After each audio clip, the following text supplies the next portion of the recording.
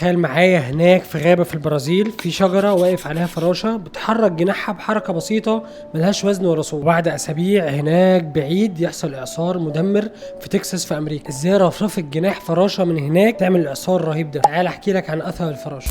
هو يعني إيه تأثير الفراشة؟ الفكرة بسيطة جدا. الأحداث الصغيرة دلوقتي ممكن تخلق تغيرات ضخمة قدام. يعني أي حاجة بسيطة بتحصل في الحاضر بتاعنا دلوقتي ممكن تأثر في تسلسل المستقبل قدام، وممكن بعد سنين تشوف نتيجة الحدث ده. ده يتسمى بديناميكا الفوضى. بص، هتبدأ سنة 1961 مع العالم الأمريكي إدوارد لوران. كان بيحاول يعمل برنامج على الكمبيوتر للتنبؤ بالطقس. وفي مرة بدل ما يكتب 0.506127 خلى المعادلة أبسط وكتب 0.506. فرق بسيط جدا، بس لما شغل النموذج كانت النتيجة مختلفة تماما عن النتيجة الأولى. لورنز وقتها لاحظ إن التغيرات البسيطة في البداية ممكن تخلق اختلافات كبيرة في النهاية. خلينا أديك مثال اللي هو فهمه. في سنة 1914 كان في طالب من صربيا بيحاول يغتال ولي عهد النمسا. في البداية الخطة فشلت، والطالب الصربي كان محبط وقعد على القهوة. صدفة غريبة خلت عربية ولي عهد النمسا ترجع بالخطأ وتعدي من قدام القهوة اللي قاعد فيها الطالب الصربي، عشان الطالب ما يصدق خبر ويقوم يضرب ولي عهد النمسا بالنار.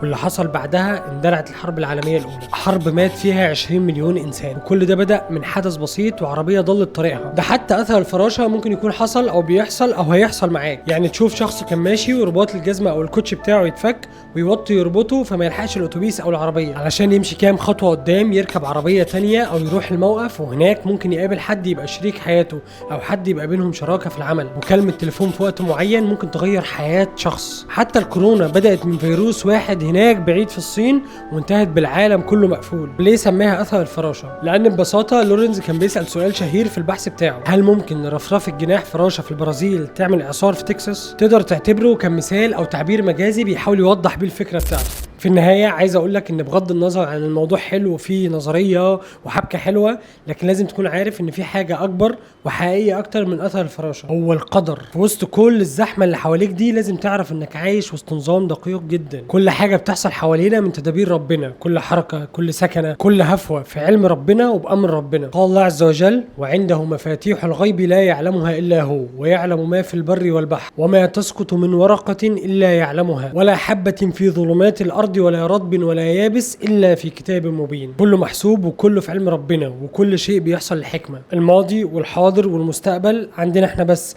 لكن في علم ربنا هو سواء. لكن كل حاجة حصلت أو هتحصل سبقت في علم ربنا عز وجل. هو يعلم اللي حصل واللي هيحصل، ويعلم اللي ما حصلش لو حصل كان هيبقى عامل ازاي. كل شيء بيحصل لحكمة، ممكن تبان دلوقتي، ممكن تبان قدام، ممكن ما تعرفهاش خالص، بس الأكيد إن ربنا حكيم وعليم وخبير، وإن الخير كله فيما قضاه الله عز وجل. والأهم من ده أن ربنا لا يظلم الناس شيئا.